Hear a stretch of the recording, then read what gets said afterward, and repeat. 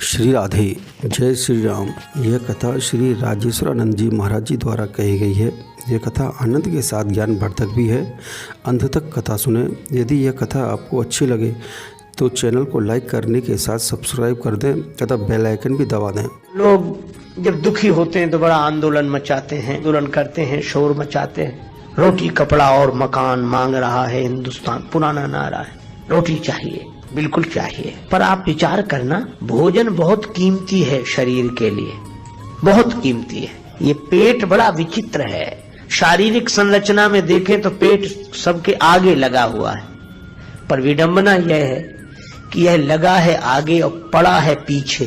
सबके आगे लगा है, पीछे पड़ा। भगवान शंकराचार्य कहते हैं उदर निमित्तम बहुकृत वेशा। उदर ये पेट है। अच्छा देखो, लोग कहते हैं कि मौत सबसे बड़ी है, मौत से बड़ा कोई नहीं। बिल्कुल ठीक कहते हैं, कोई ऐसा नहीं जो मौत से बच जाए। मौत बहुत बड़ी है, पर कबीरदास जी कहते हैं कि एक मौत से भी बड़ा है। कहा वो है कौन? कहा कि देखो, मौत एक बार आती है, बार बार नहीं आती।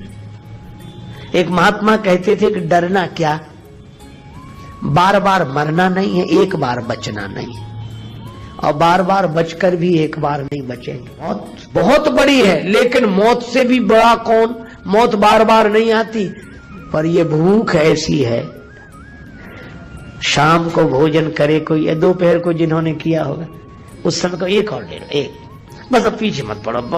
हम देखो, बस ऐसे लगता है जैसे जिंदगी भर अब खाएंगे ही नहीं। और 2-3 घंटे बाद ही शाम हुई, ले आओ भैया कुछ अब तो दो। शाम को खूब खिला दिया, बस अब पानी पी लो, दूध पी लो, गोली खा लो। एक से कहा अगर ज्यादा गड़बड़ी हो तो आज मुला की गोला नहीं, बोले इतनी जगह होती तो एक लड्डू ही नहीं खा लेते। और लगता है कि भूख गई।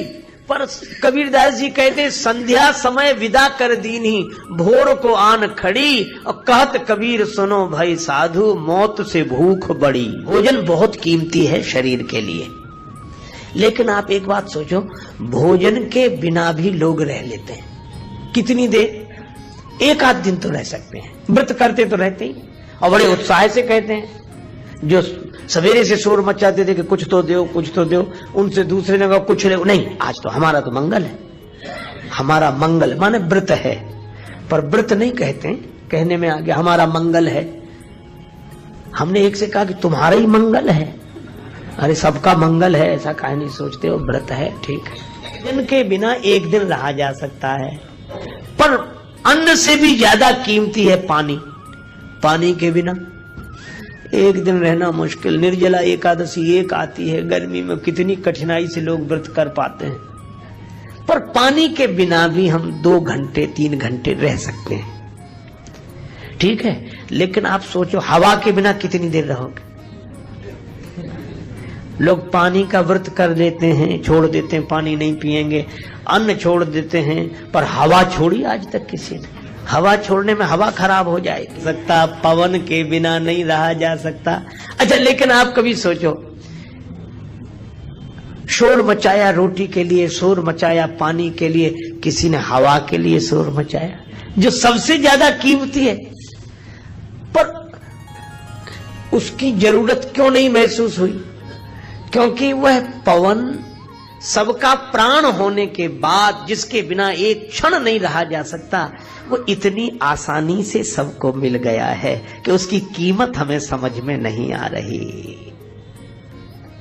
तो जैसे पवन सबसे अधिक कीमती है, पवन से ज्यादा कीमती कोई नहीं है, पर सहजता से मिल गई है पवन, इसलिए हमें उसकी कीमत समझ में नहीं आ रही। इसी तरह राम जी की लीला में सबसे अधिक महत्वपूर्ण अगर कोई है तो हनुमान जी हैं, पर हनुमान जी इतने निरभिमानी हैं, इतने आसानी से मिल गए हैं कि हमें उनकी महिमा समझ में नहीं आती।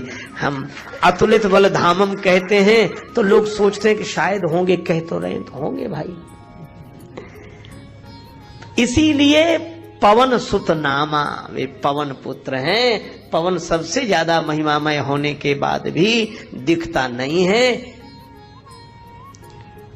और आसानी से मिल जाता है।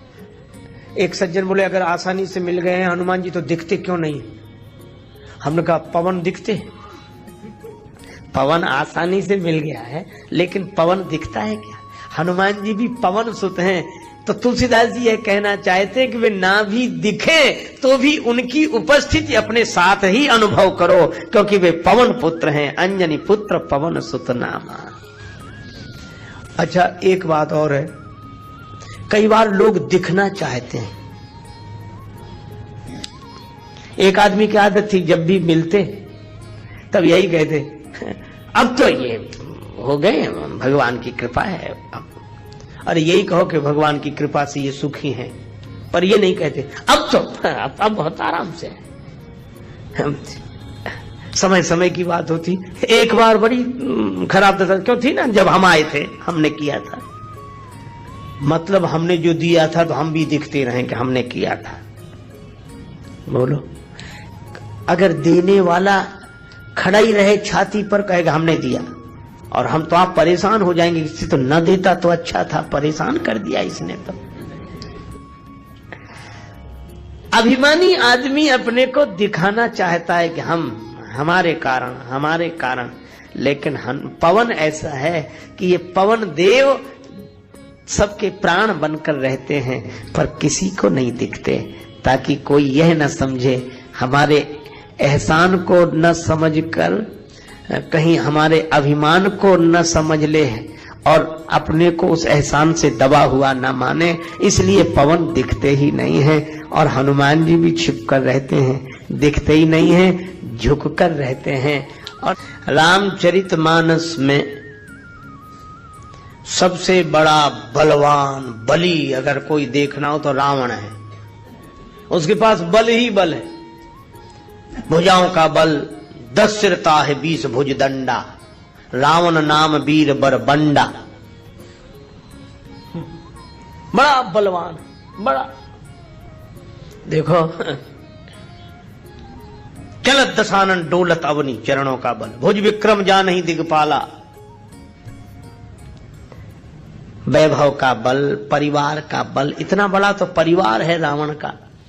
तुलसीदास जी बोले हम तो झंझट में ही नहीं पड़े गिनने के, पर कबीरदास जी ने गिनती की थी। 1 लाख पूत 1.25 लाख नाती, 1 लाख बेटे और 1.25 लाख पौत्र, ये 2.25 लाख तो परिवार के सदस्य थे उसके।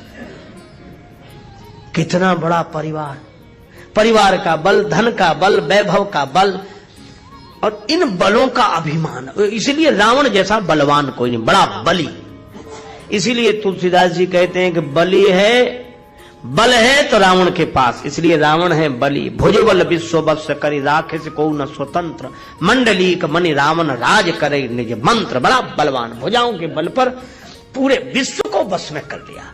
तुलसीदास जी महाराज, अगर रावण बली है तो बली रावण को 6 महीने अपने बगल में जो दबाए रहा, उस बाली को क्या कहोगे?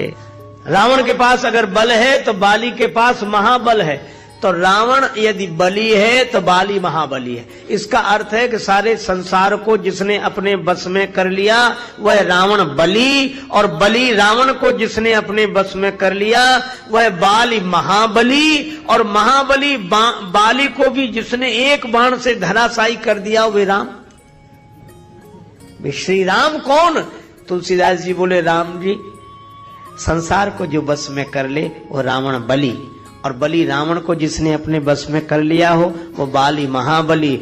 और राम जी संसार को जो बस में कर ले वह बली, और संसार को बस में कर लेने वाले रावण को जो अपने बस में कर ले वो बाली महाबली, और महाबली बाली को जिसने अपने बस में कर लिया वो राम जी वीर।